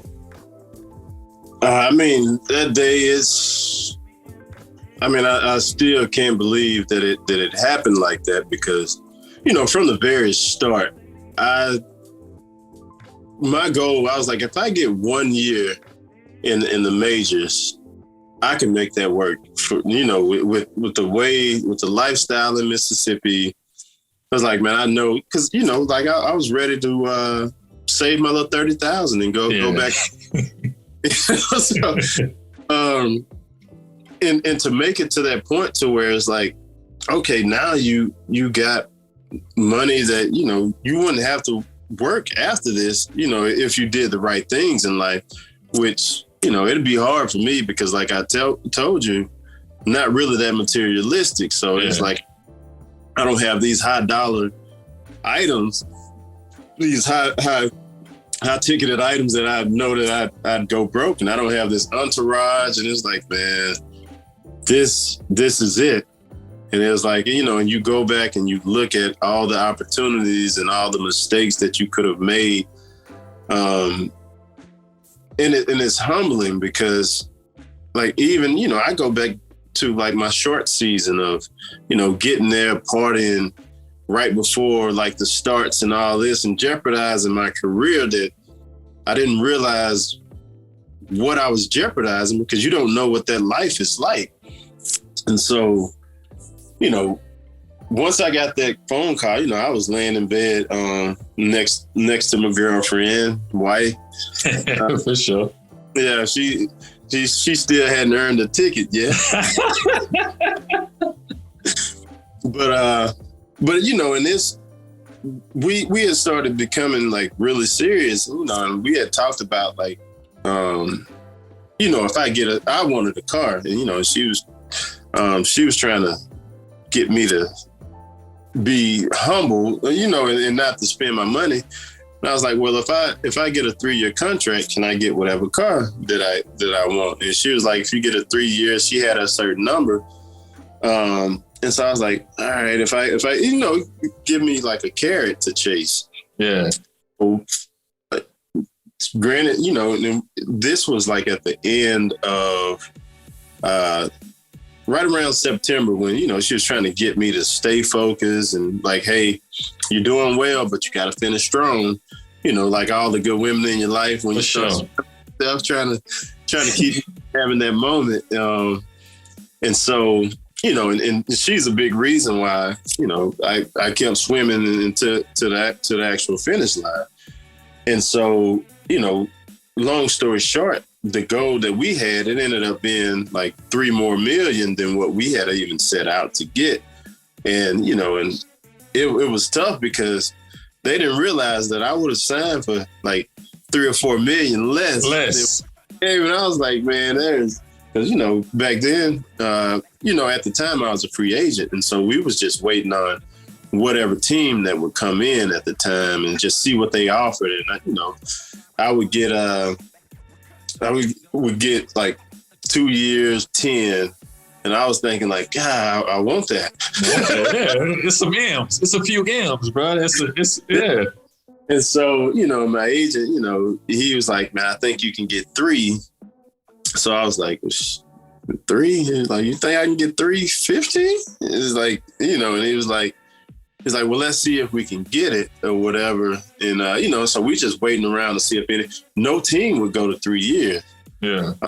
And, you know, and thank God that the Astros saw something in me that no one else saw. And that's when they came with the 3 years, 18. And, you know, we try to pretend like, you know, play hardball. Yeah. Thinking like, oh, is that it? Knowing we didn't have any other offers anywhere else. But, you know, it was inside, like we're doing our dance. Like, man, I would have taken 350. We was just hoping 315. Yeah. And so, you know, just seeing, you know, how much we were blessed and all the hard work and adversities that it took to get there. You know, it's just a moment that I'll never forget for me and my family because, like I told you, it all started with my first daughter and like the reason behind everything. And now knowing that I'll be able to take care of her and like my mom on the way up, you know, now that, you know, the house paid off now and we, you know, we can start thinking about, you know, different opportunities that we can have. We're not just looking over our shoulder of, you know, where is the money coming from? Now I can kind of relax and just get to baseball and, you know, hopefully baseball can become like fun again instead of just, oh, this is a must have. And that's kind of the good and the bad of all of that, because now it's almost like you didn't have that same bottom or that same drive of like, now if I don't strike you out now, like you're taking food out of my daughter's mouth, like she's not gonna eat. Now, like she'll eat. She gonna eat good. She gonna eat good. Now but you know, you have to. One thing that I have learned that you have to find a way to always want more. And that's what I'll tell, you know, anybody with like any big signing that you have to find a way to motivate yourself. And one person that showed me like what you could do, you know, with just that belief in yourself was Alex Bregman. because when he showed up, like he showed up with his confidence. You know, he like, hey, bro, that's what that is right here, bro. Yeah. Like he was just a special creature, but like nobody saw it in him but himself at first, because, you know, he came in as a shortstop coming behind Correa. And, you know, when we signed him first round, and it's like, well, where are you going to put this little guy? Because like, little guy, right? Yeah, he's tiny. It's like, you know, he came and he hit BP on the field the first day. And this was when they had just first signed him, and you watch his BP. And I don't know why they put him and Correa in the same group, but I remember this day like it was yesterday. Correa's hitting him to the train track. And like he comes up and he's just hitting like little line drives or whatever. And it's like, man, that's not really that exciting. Like, kind of laughing, like, he's not doing much. He's like, but you know, he'll never see a day, not at shortstop or whatever. But like, he was a dog and nobody knew it at the time but him. And, you know, obviously you've seen his career and like the person that he is now. You know, he moved to third base. You know, Correa kept the shortstop position, but, you know, you can ultimately say that he proved to be, I'm not going to say proved to be the better player, but he proved that like he was a stud in the game. You know, I don't try to compare the two because they're both phenomenal players in their own right. Yeah. At the time, I thought they would never be in the same boat. I thought you'd never be able to put him and Correa in the same sentence, but he came and, you know, he had a lot of money from the, you know, first rounder, but that wasn't enough for him. And then now to see what he's got, you know, $100 million guy, and, you know, to see like, and he's not done, you know, and you know, the money's not a factor anymore. And like just seeing the confidence that he has, like he's one of those guys that is like, God, this is a younger guy that's teaching me something. Because ultimately, I mean, I'm not going to say I got comfortable, but, you know, you start taking that breath of fresh air. And it's something that I look back on. I don't think he ever took that. It's like he don't, you know, with his contract is now that it wasn't about the money. It's like, you know, who can I become and like what can I do? And that's why I enjoy, you know, watching him, because it's like that younger guy that's kind of showing you something new, you know, giving you energy. Like, okay, this is the way it's supposed to be done. Oh yeah, he came out and you could tell how he played the game. You saw it was something special. Again, with the eye test and not really looking at certain little things, like you said, nobody really thought he was that guy but himself. And you saw that spark that he brought to the table, which lit that spark up under you after the fact that, hey man, I finally got my deal. I can really breathe because I don't really have to worry about money, especially if I took care of it the right way. Before we move on, though, what car was that you were thinking about buying? You mentioned a car, and wifey was like, the only way you buy this car is if you can get this. What car was that? What car was that? Oh, nah, it really wasn't like a car because I still didn't know much about like cars. I went and bought it was just a Mercedes, S60. Gotcha. That ain't just a regular ride though. Yeah, I mean, but honestly, I actually was taking like a step out of Joe Smith's page, you know, because he had one. Yeah, and you know, it was just nice, and you know, and I kind of took a page out of his book, and you know, still to this day, like before I got that Mercedes, I was still driving like my Honda Accord. I was perfectly fine with it because, you know, she told me I can buy it, but I still not materialistic at all. I still didn't go out and buy it. But when we had our first child together, she told me she wasn't letting my baby ride in Honda Accord. Right, safety features. Hey, bro, you sound like Michael Bourne, man. Michael Bourne, it took him forever to buy him some cars. He held on to, I think he had a little Tahoe and a little Acura for the longest time, and he finally bought him a ride. And I'm like, bro, you finally spent some money. I was like, yeah, because I got it now. So y'all sound just alike, bro, when it comes to being frugal and not really spending no money on nothing, bro. That's crazy, man. That's crazy. That's crazy. So you go there, you get the money, you know, you have your first child with your wife, you know, you had your daughter at Clemson, and then you spend them 3+ years in Houston. Well, almost 5 years in Houston, but the 3 after you sign, win a World Series ring. I'm sure that was gratifying. That was just icing on top of the cake after getting the money. And from there, you pitch with who? Washington for a year? Yeah. Pitch with Washington for a year. Yeah. You're going to a good environment. Right, Speed? Did they win the World Series that year, or was it the year after that? Yeah, they won it that year. Did you get a ring? Yeah, so I got 2. Damn, bro. Okay. Because I knew you was in the big leagues with the Nationals as well. And that's crazy, bro. Like within 3 years, you had 2 World Series rings. So let's just take that. And I got one more thing for you before I let you go. But let's just take those. Let's just take a 4 or 5 year span where you went from, again, here it is, and you're in AAA, humbling yourself. It's like you get the base hit, you're excited, but then you're at first base. It's like, what the hell am I doing? Mm-hmm. To things change, and I go to Houston. I get the 3-year deal. You know, my pocket's looking right, my bank account looking right. You know, life's good, relationships wise, all of that.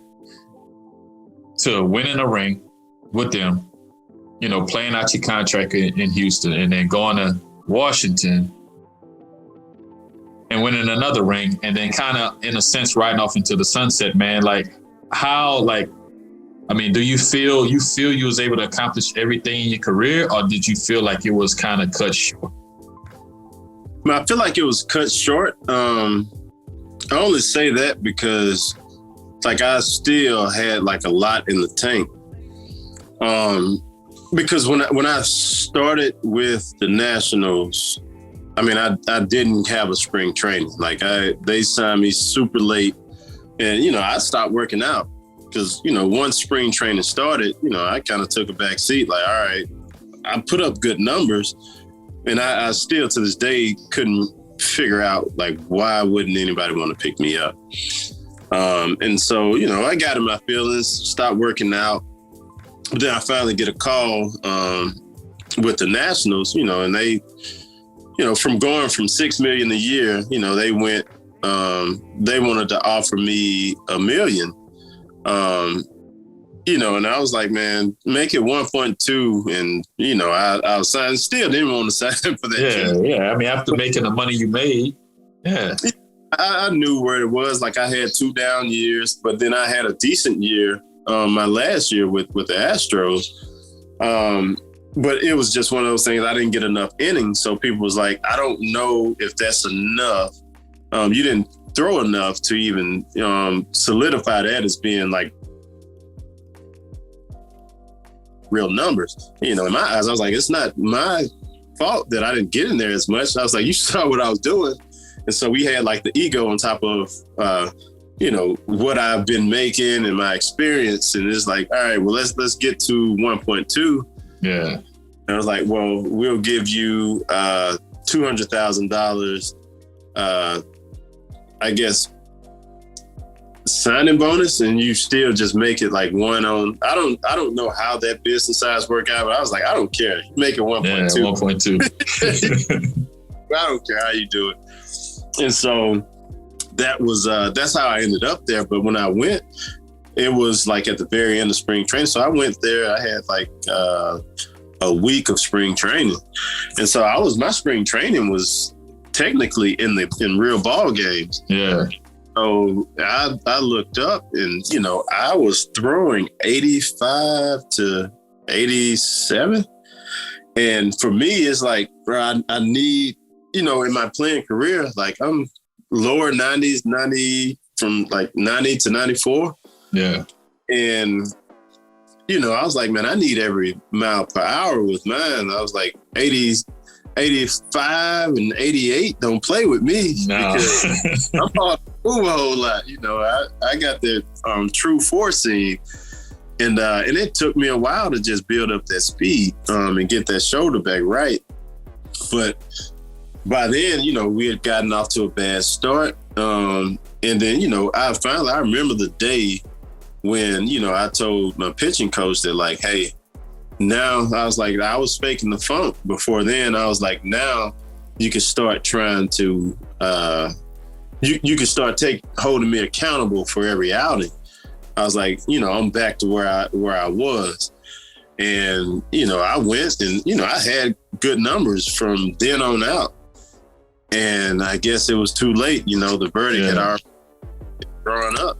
And, it was a kind of a shock because a couple guys had gotten let go before me because, the fans and just the town in general was starting to, they wanted blood. Like, hey, we are terrible. Yeah. Like, we got to make something happen. So they started making cuts and, and I'm thinking I'm safe because now I'm balling again. And, I was one of the last ones to go. And that's why, I say, like, it was kind of bittersweet because one, almost a self-inflicted wound because, looking back, like I should have stayed working out and stayed ready or whatever and been ready for whatever opportunity. But signing late, I had to play catch up. Yeah. And I thought once I finally played catch up that, I was safe, but, showing life's not fair all the time. And that was just the one thing, if I could say, like, if I had a redo, that I'd redo. But like, I can't complain about the career that I had and the opportunities that I was given because, like I said, all I wanted was 1 year in the first place. Exactly. You got 10 plus, bro. I mean, 45th round, 10 plus years in the big leagues, ups and downs, obviously, but we here talking and sharing your story right now. So I think you did all right. Again, family's taken care of, you're taken care of as long as you continue to do the things that you have been doing into the real estate business with the rental properties. You're getting the construction business going. You're building that portfolio even more to leave that generational wealth, if I must say, that should carry on for years and years. You're doing it the right way, Sipp, man. And I definitely got to salute you and commend you on all the things that you're doing, that you did in the game and that you're doing outside the game. Before I let you go, though, I got 5 questions for you. I'm talking about real quick, like hard hitters, real quick, and then I'm going to get you up out of here. So if you got 2 to 3 more minutes for me, man, I appreciate it. I'll ask you just 5 questions, and then we'll close it out. All right, before we close it out, man, I want to, give that shout out to you, man. I see you down there doing your thing, giving back. I actually want to come down there and check out that facility that you have. Yeah. You're invited, bro. You're invited. Yeah, because I want to kind of mimic it because I told you, like, I want to give back, kind of in the same way and, try to start that same thing going on here, haven't even picked the area out, but I want to go on one of these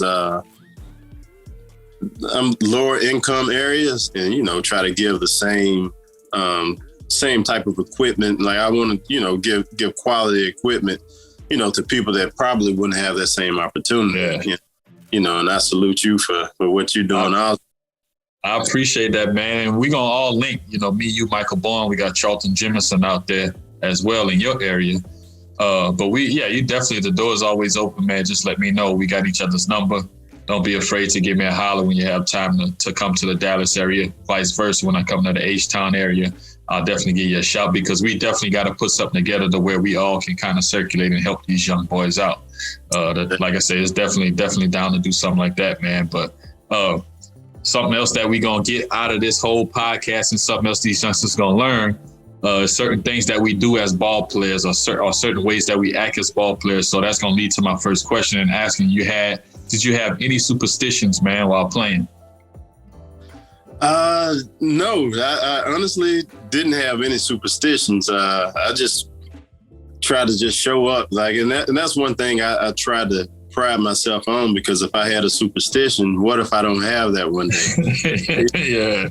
What if you have that, you wear the same boxers, you wear the same sliders every day and whatever, and what if you get a hole in them and you don't have that superpower? So it's man, I try to make sure. The only superstition, like I talked, make sure I was like keeping in mind like who I did it for. So it was like keeping my daughter, like and just having that barbaric lifestyle, barbaric mentality. Like I said, so not a superstition, but I did have something that I held on to. Yes. That's what's up, man. That's what's up. So leading to my next question, you made it to the big leagues, right? So you start getting things. You talked about the Adam Miller card and your card. What did you appreciate more, seeing yourself on a baseball card or seeing yourself on a video game?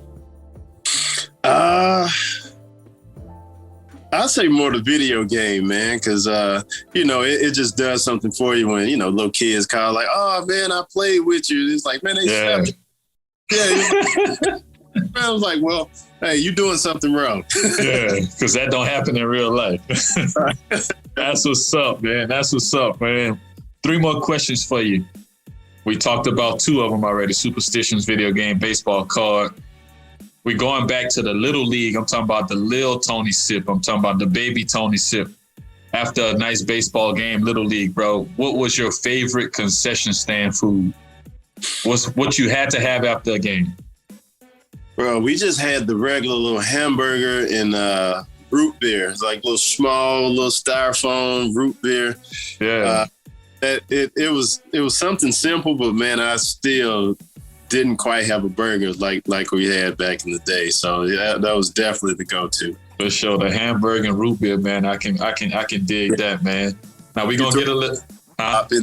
You throw a little ring pop in there, and then you really. Oh, you're good. You all set. You all set. Now we're going to get into a little something, man. You might have to think about this. The hitter you hated. Well, give me one or the other. Or you can give me both. The hitter you hated facing the most, or the hitter you enjoyed facing. It could be a team. It could be a hitter. Who you enjoyed facing the most, and who you hated facing the most. It's crazy. The one that I hated facing the most, and I should have been able to get him out. Robinson Cano. He's got like Nintendo numbers against me, bro. And that's one person like I still have like little resentments towards it when when they said like, oh, he's got popped for steroids, and it's like, bro, I need my numbers back. Give me the numbers back, man. That don't count. But somebody that really nobody that I've liked facing, anybody that really like would chase my split. Yeah. But there's not really one single person that I like facing. But people that I do like facing is guys that I used to play with. Gotcha. Because, you got a little more incentive. Of course. And so like me and Michael Brantley always had our thing of, anybody, when you see each other, give the little salute and like, just let's go. You have to lock it in, but it's hard to lock it in because like that's your boy. Yeah. And so you ramp it up to a different gear when you face somebody that that has your number that can shoot you a text message after the game. Man, so I got you, or you got me. So I mean, that's kind of like multiple people in one, but like anybody that I had past ties with or, kind of known that personal level, like I like facing them because it means a little more and, kind of ramp it up a little bit. Sure. You can always appreciate that. That's that little league feel you might get at the big league level when you're facing somebody, you're real cool with, or that you, like you said, cross paths with. I got one more question for you, man. One more question. Might back you into a wall a little bit, but I need the answer to this. Your favorite athlete of all time? Could be any sport. Favorite athlete of all time? I'm a big Muhammad Ali fan. Probably one of the greatest in the ring, but like just what he stood for outside the ring. Just somebody that truly knew himself. And, at the time that he was in and to have that type of integrity and stick with what he really believed in, no matter what anybody else thought of him or no matter what it cost him, and he paid that cost for his beliefs. That's my number one all time. Just more so outside the ring than in, because he was a bad man in the ring, but I even better outside the ring. Of course, man. You definitely gotta love that one, man. You can't go wrong with Muhammad Ali, especially based on the things that you shared as to why you choose him as your favorite athlete of all time, bro. Sipp, man, it was a pleasure, bro. I had fun. I know we went for quite some time, but you can never put a time on baseball, just like you can never put a time on what you shared, the gems that you dropped, and the journey that you took to become a big league pitcher and to get those 10 plus years at the major league level. I can always appreciate you, bro, for doing that. Appreciate you for what you're doing. You got me off the snide, man. I took a lot of time off from doing this podcast, so hopefully, getting back on the horse and riding it again and getting back into the podcast biz. Hopefully this is a good episode to set us off into some new beginnings and consistency with it all, bro. But again, I appreciate you, man. This is the League Talk Podcast, and we are out of here.